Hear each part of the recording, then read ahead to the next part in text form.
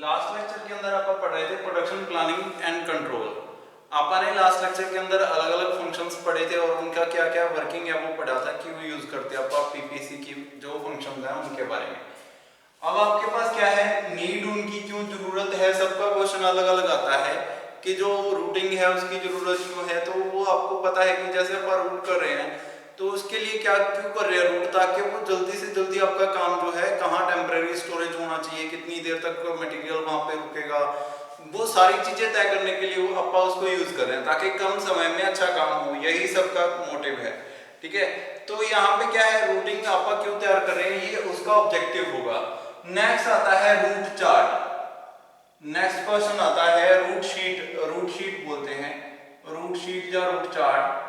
तो root sheet क्या होती है, एक शीट बनाई जाती है, एक शीट प्रिपेयर की जाती है जिसके अंदर आपके पास क्या हो, सारी चीजें, कंपोनेंट्स, नंबर, ठीक है, नेम ऑफ जो भी कंपोनेंट्स आपके पास जो बन रहे हैं, ठीक है, कंपोनेंट नंबर,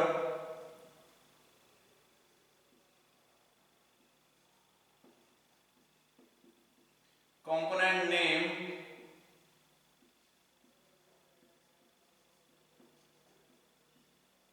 ये सारी चीजें उसके अंदर डिटेल्स फिल की हुई होंगी, ठीक है। उसकी ड्राइंग, मटेरियल कौन सा यूज कर रहे हैं आप, मटेरियल,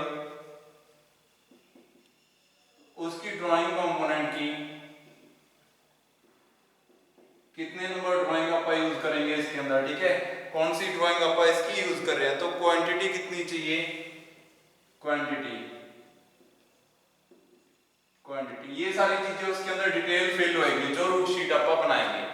तो इसके नीचे क्या करेंगे, आप एक कॉलम्स बनाएंगे अलग अलग, जिसके अंदर सबसे पहले आप लिखेंगे रूट क्या रहेगा उसका, ठीक है। सबसे पहला कॉलम क्या होगा, रूट का, ठीक है।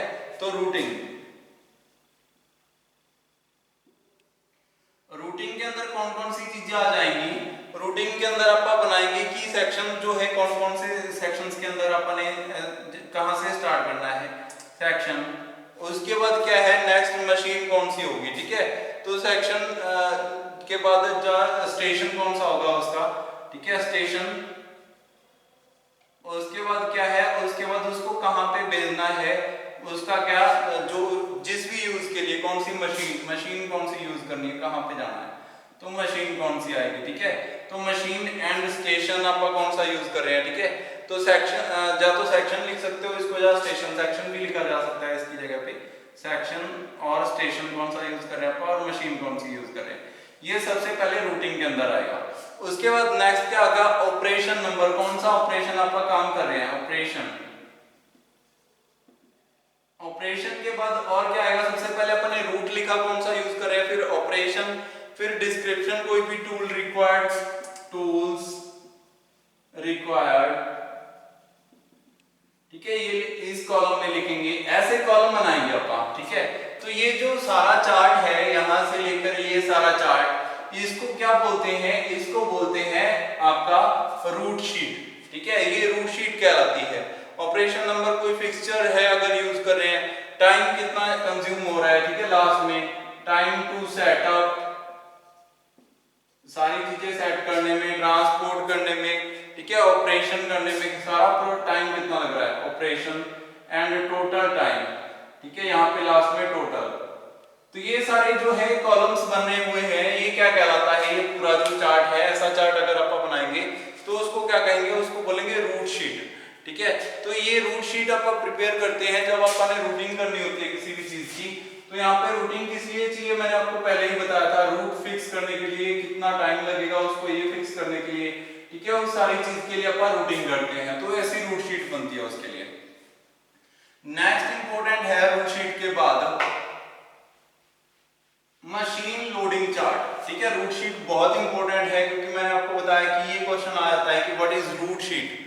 उसके बाद नेक्स्ट क्वेश्चन जो इंपॉर्टेंट आता है वो क्या होता है, मशीन लोडिंग चार्ट, जा जो है लोड चार्ट कह सकते हैं या मशीन लोडिंग चार्ट बोल सकते हैं कि मशीन कब जो है वो काम कर रही है और कब नहीं कर रही, ठीक है।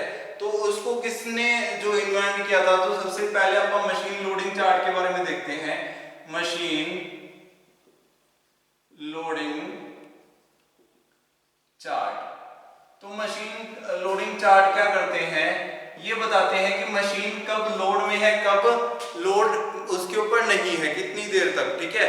तो जैसे कि कोई आपको वर्क मिला जो कि जनवरी में चलना है, जनवरी, फरवरी में भी काम चल रहा है, फरवरी, उसके बाद नेक्स्ट क्या है आगे, मार्च के अंदर भी चल रहा है, तो मार्च।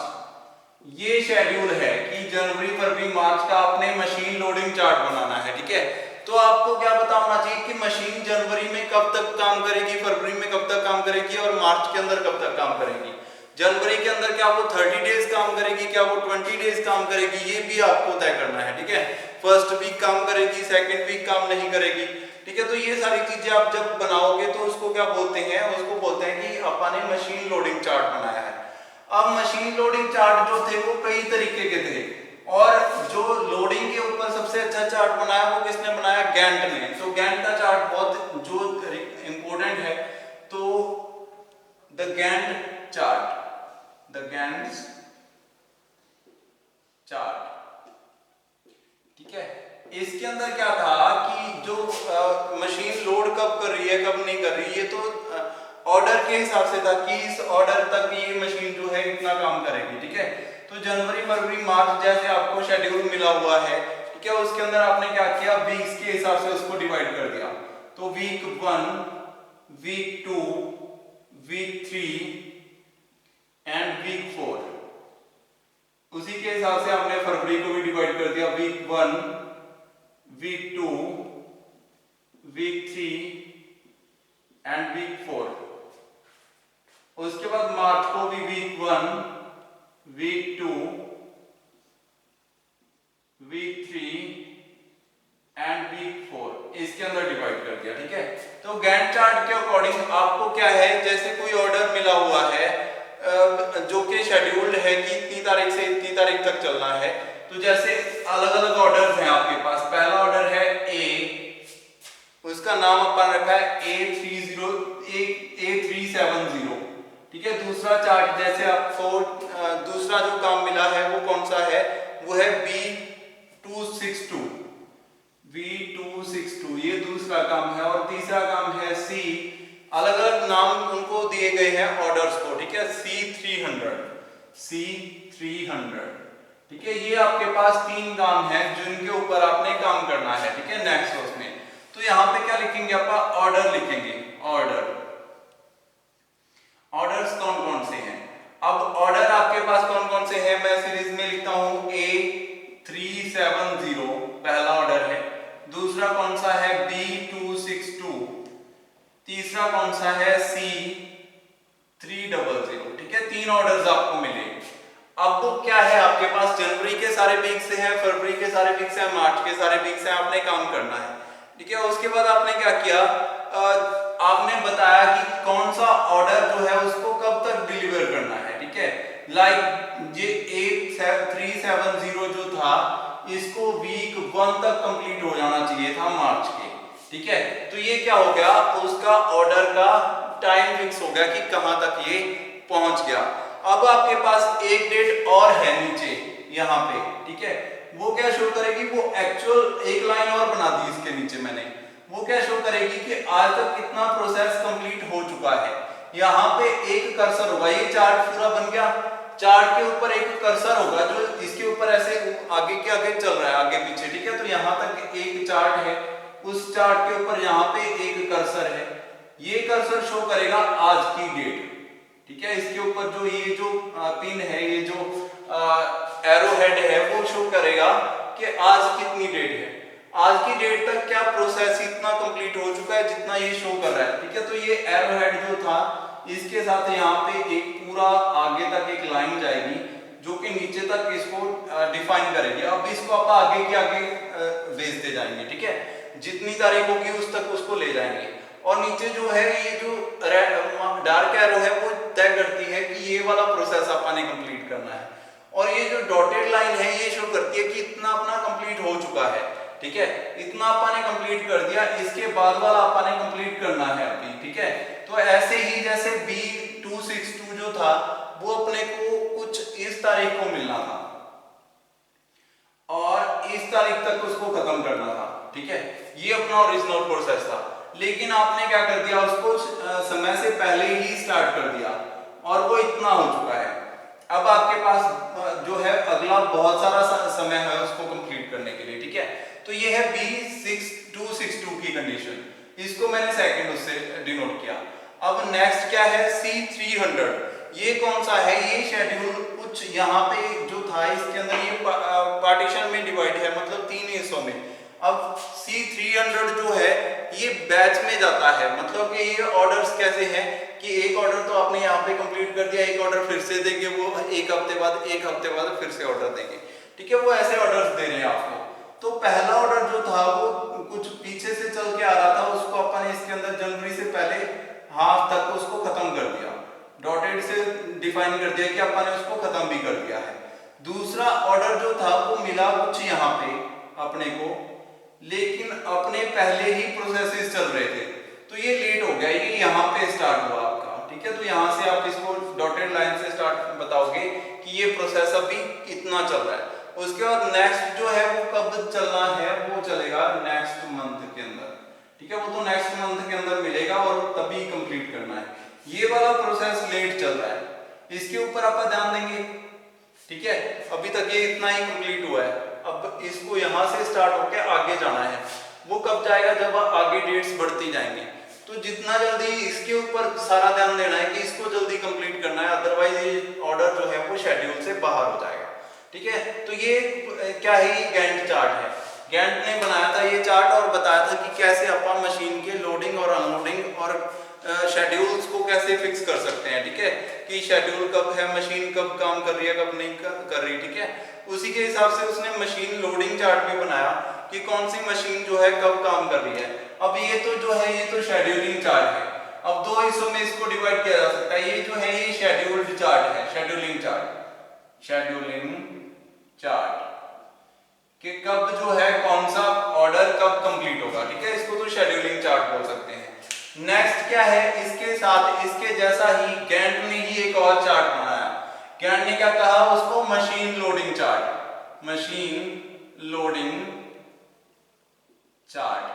उसके अंदर क्या किया उसने, मशीन कौन कौन सी लोड कब जो है मशीन कितनी जो है वो बिजी रहती है, ठीक है। तो उसके अंदर सेम टू सेम जैसे जनवरी फरवरी मार्च सारा सेम है, कितनी तारीख आज की है वो भी सेम है, अब ऑर्डर्स भी आपको सेम मिले हुए हैं। तो मशीन लोडिंग चार्ट क्या बताता है, जैसे मशीन 1 आ गई तो इस तरफ क्या होगा, इस तरफ ऑर्डर लिखा हुआ था ना पहले, उसके अंदर क्या आएगा यहाँ पे मशीन नंबर कौन सी मशीन है, जैसे मशीन 1 आ गई, ठीक है, तो इसी को आप हटा के फिर से लिख देते हैं। अब आपके पास जो है 3 ऑर्डर्स हैं, एक तो A370, एक जो था B262 और एक था C300। अब आपके पास मशीन वाला चार्ट है, मशीन आपके पास कौन कौन सी है, machine number 1, machine number 2 and machine number 3, 3 machine है आपके पास। अब आपने क्या करना है, उसके लिए शेड्यूल तय करना है कि कौन सा काम कब करेंगे वो। तो सबसे पहले जैसे कि जो ये वाला काम था इसको इतनी देर तक कंप्लीट हो जाना चाहिए, उसी के हिसाब से आप उसको मशीन का काम देंगे, ठीक है। तो लाइक यहाँ पे ये पहला प्रोसेस है, इसको मैं एक बार रफ कर देता हूं, ठीक है, ये अपनी पहली मशीन है। तो इसको क्या करना है, यहाँ पे आप तय कर देंगे, यहाँ तक एक निशान लगा देंगे, तो ये क्या कहेगा कि यहाँ तक जो प्रोसेस है वो कौन सा करेगी, ये A370 का काम करना स्टार्ट कर देगी, ठीक है।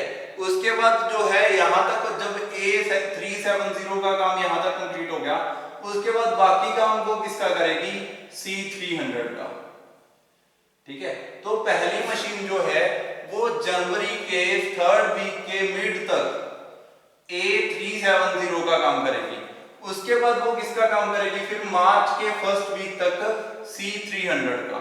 ऐसे ही मशीन 2 जो है वो सबसे पहले जो था B262 उसका काम करेगी यहां तक, यहां से लेकर B यहां तक किसका करिए, B262 का, ठीक है। ये काम कंप्लीट हो चुका है यहाँ पे। और उसके बाद क्या है, नेक्स्ट आगे क्या करेगी, वो A370 का काम स्टार्ट कर देगी, ठीक है। वो नेक्स्ट वीक से शुरू करना है, अभी उसकी रिक्वायरमेंट नहीं है। उसके बाद तीसरा क्या है, तीसरी मशीन क्या कर रही है, अभी सबसे पहले वो C300 के ऊपर काम कर रही है यहाँ तक, उसने काम अपना कंप्लीट कर दिया C300 के ऊपर। उसके बाद अब जो है वो कुछ देर फ्री रही, उसके बाद उसने किसका काम कर दिया, A370 का काम कर रही है। ठीक है, तो ये क्या है, ये मशीन का शेड्यूल है। अब आपके पास क्या है, मशीन ने काम कितना कर दिया है इसके नीचे आप लिखेंगे। तो सबसे पहले जो A370 था उसका काम उसने समय पर किया। उसके बाद ये जो काम करना था अभी इसने अभी जस्ट आज स्टार्ट किया है, इतनी देर वो बीच में खाली रह गई। ठीक है, तो आज की डेट में वो इतना काम कर रही है C300 का। पहले वाला जो काम था वो उसने समय पे कंप्लीट कर दिया। ऐसे ही जैसे B262 है, इसका काम उसने समय से पहले ही स्टार्ट कर दिया था, लाइक यहाँ से स्टार्ट होना चाहिए था, लेकिन उसने यहाँ से स्टार्ट कर दिया और यहाँ पे खत्म हो गया वो। ठीक है, तो समय से पहले ही उसने काम कर दिया। और ये वाला तो अभी आएगा, शेड्यूल होगा। ठीक है, उसके बाद जो C300 का काम उसने यहाँ पे कंप्लीट किया, उसके बाद उसने यहाँ से दूसरा काम शुरू किया। ठीक है, ये डॉटेड लाइन से अपन इसको बनाएंगे, ये आ गया एक्चुअल। ठीक है, तो यहाँ पे अपन ने क्या बनाया अभी, मशीन लोडिंग चार्ट। ठीक है, तो मशीन कब कितनी देर लोड रही, कितनी देर उसने काम किया, ये सारी चीजें अपन किस में बनाएंगे, मशीन लोडिंग चार्ट के अंदर। ठीक है, तो मशीन लोडिंग चार्ट जो होते हैं वो डिफरेंट टाइप्स के होते हैं।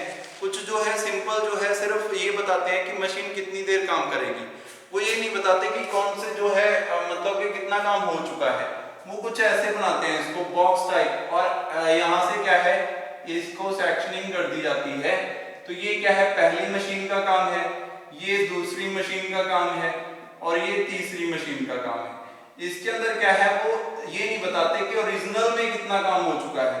नीचे वाली जो डॉटेड लाइन है वो नहीं शो करते वो। ठीक है, ये आज की डेट है। तो ऐसे जो थे वो बनते हैं चार्ट्स, मशीन लोडिंग चार्ट्स। ठीक है, तो ये सारे क्या है, मशीन लोडिंग चार्ट्स, मतलब कि जिनके ऊपर मशीन को कितना काम करना है, कितनी देर काम करना है, उसको शेड्यूल किया जाए। ठीक है, तो यहाँ पे आपके पास डिफरेंट टाइप के चार्ट्स इस चैप्टर के अंदर आपने पढ़े हैं। और उसके बाद आपने गैंट चार्ट के बारे में पढ़ा, बहुत ही इंपॉर्टेंट है गैंट चार्ट, जो कि बहुत बार पेपर में आया है। 10 नंबर के अंदर 10 नंबर के अंदर क्वेश्चन आता है ज्यादातर। आपको चार्ट बनाना है, उसके अंदर मशीन्स बतानी है कौन कौन सी, आप ये सारे एग्जांपल्स हैं, आप खुद से लिख सकते हो। जरूरी नहीं कि काम जो है वो A370 ही मिले। ठीक है, A282, A403, B403 कुछ भी मिल सकता है। ठीक है, तो ये सारे क्या है, उनको काम मिले और उसके हिसाब से अपन ने चार्ट प्रिपेयर किया।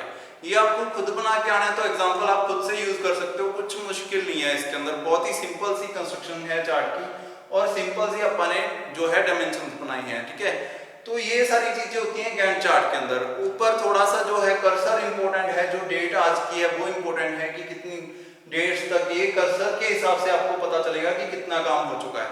अगर ये कर्सर यहाँ पे आ रहा है, इट मींस ये वाली मशीन जो है वो बिजी है, ये मशीन अपना काम कर चुकी होनी चाहिए थी। अगर नहीं किया तो लेट चल रही है, डिले चल रही है। अगर टाइम से पहले ही कर दिया तो बहुत अच्छी बात है। ठीक है, तो ऐसे आप फिक्स करेंगे, ऐसे आप तय करेंगे कि मशीन जो है कितनी देर लोड में है और कितनी देर अनलोडेड है।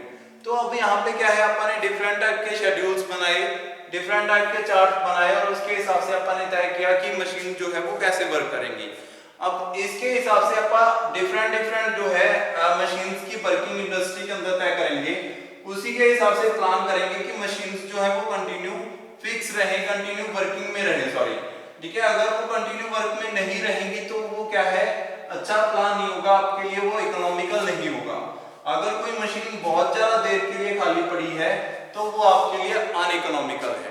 ठीक है, तो ऐसे अपन डिफरेंट जो है उसके अंदर वर्क स्टेशन के अंदर प्लान करेंगे। लेआउट भी ऐसे प्लान करेंगे, जो रूट शीट अपन ने बनाई थी उसके हिसाब से अपन लेआउट डिजाइन करेंगे कि अपनी इंडस्ट्री की लेआउट कैसी होनी चाहिए। ठीक है, तो मैंने एक एग्जांपल बना के दिखाया था लास्ट में रूटिंग के ऊपर कि प्लान कैसे किया जाता है। अगर आपके पास यहाँ पे जो है टेम्परेरी स्टोरेज है, मटेरियल जो है इसके अंदर आता है, और यहाँ पे जो है फाइनल स्टोरेज है जिससे डिस्पैच होता है इंडस्ट्री से मटेरियल।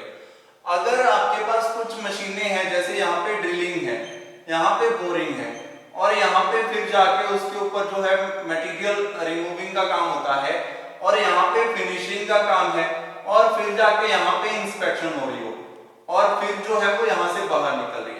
सबसे पहले क्या हुआ, यहाँ पे ड्रिलिंग, यहाँ पे बोरिंग हुई, फिर उसके बाद हो गई बोरिंग के बाद वो जाके फाइनल जो है उसके उसके ऊपर जो मटेरियल रिमूविंग का प्रोसेस हुआ, ठीक है, फिनिशिंग का प्रोसेस यहाँ पे हुआ, फिर उसको जो है इंस्पेक्शन के लिए यहाँ पे वो भेजा, फिर वो बाहर गई इंडस्ट्री के अंदर। अब ये रूट है, ठीक है, ये रूटिंग है। इसके अंदर क्या दिक्कत आ रही है, देखो ध्यान दो, अगर आपकी ये मशीनें जो है ये लेआउट जो है ये गलत है, गलत लेआउट है, क्योंकि मटेरियल कभी भी वापस नहीं आना चाहिए। कितना मटेरियल जो है, कितना टाइम वेस्टेज हुई। अगर यही सीरीज में होते, यहां से ये मटेरियल यहां पे जाता, उससे ये मटेरियल यहाँ पे, फिर यहाँ पे, और ये जो दोनों नीचे लेके आए इसको वर्क पीस को, अगर ये यहाँ पे और यहाँ पे होते, ठीक है, तो कितना रूट बचता, ठीक है, इतना ये बच गया, इतना ये बच गया, ठीक है, इतना ये बचा, और ये सारा इतना मटेरियल जो है, इतना टाइम जो वेस्टेज हो रहा है इंडस्ट्री के अंदर चलने का, वो सारा बच गया, ठीक है। तो ये क्या है, ये रूटिंग है कि कैसे अपन टाइम को कंज्यूम कर सकते हैं। Effectively consumption of time is known as routing, ठीक है। तो रूटिंग करने का मतलब क्या है, टाइम को कैसे कम किया जा सकता है, प्रोसेस को कैसे और बेहतर बनाया जा सकता है, ठीक है। तो ये सारी चीजें अपन इसके अंदर पढ़ी, गैंट चार्ट के अंदर अपन ने मशीन लोडिंग और जो है शेड्यूलिंग का पढ़ा, ठीक है। तो नेक्स्ट लेक्चर के अंदर अपन प्रोडक्शन प्लानिंग एंड कंट्रोल के अंदर आगे पढ़ेंगे। आज के लिए इतना ही, थैंक यू।